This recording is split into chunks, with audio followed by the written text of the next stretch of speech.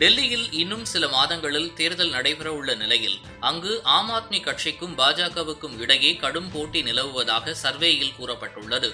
இந்த முறை கெஜ்ரிவாலை வீழ்த்த பல வகையான வியூகங்கள் உடன் பாஜக களமிறங்க உள்ளதாக அக்கட்சி வட்டாரங்கள் கூறுகின்றன. டெல்லி முன்னாள் முதலமைச்சர் அரவிந்த் கெஜ்ரிவால் புதிய மதுபான கொள்கை முறைகேடு வழக்கில் ஜாமீனில் இருந்து வரும் நிலையில் தற்போது டெல்லி முதலமைச்சர் சொகுசு பங்களா குறித்த செய்தி டெல்லி மக்களை அதிர வைத்துள்ளது. டெல்லி முதல்வராக இருந்தபோது அரவிந்த் கெஜ்ரிவாலின் உத்தரவின் பெயரில் டெல்லி முதலமைச்சர் மாளிகை 45 கோடி செலவீட்டில் கட்டுமான பணிகள் நடைபெற்றதாக புகார் எழுந்தது. இந்த புகாரின்படி டெல்லி முதல்வரின் மாளிகையில் உயர்தர கலை அலங்கார படைப்புகள், உயர்தர கல் தரை தளங்கள், உயர்தர மர கதவுகள், தானியங்கி கண்ணாடி கதவுகள், ஆடம்பர குளியலறை சாதனங்கள் என பார்த்து கோடிக்கணக்கில் காசை இறைத்து கட்டுமான பணி நடைபெற்றதாக அந்த புகார் மனுவில் தெரிவிக்கப்பட்டிருந்தது. நிதித்துறையின் உத்தரவை மீறி அதிக செலவீட்டில் முதலமைச்சரின் மாளிகை கட்டுமான பணி நடைபெற்றுள்ளது. இந்த நிலையில் முன்னாள் முதல்வர் அரவிந்த் கெஜ்ரிவால் பங்களா குறித்த வீடியோவை பாஜக ஐடி விங் சமூக வலைதளத்தில் வெளியிட்டுள்ளது. அந்த வீடியோவில் உள்ள பங்களாவில் பல கோடி ரூபாய் செலவிட்டு பல்வேறு வசதிகளை கெஜ்ரிவால் செய்துள்ளார். தன்னை சாதாரண நபராக காட்டிக்கொள்ளும் அரவிந்த் கெஜ்ரிவால் 7 நட்சத்திர கண்ணாடி மாளிகையில் வசித்து வருகிறார் என துவக்கம் முதலே தெரிவித்து வருகிறோம். தற்போது அது நிரூபணமாகியுள்ளது.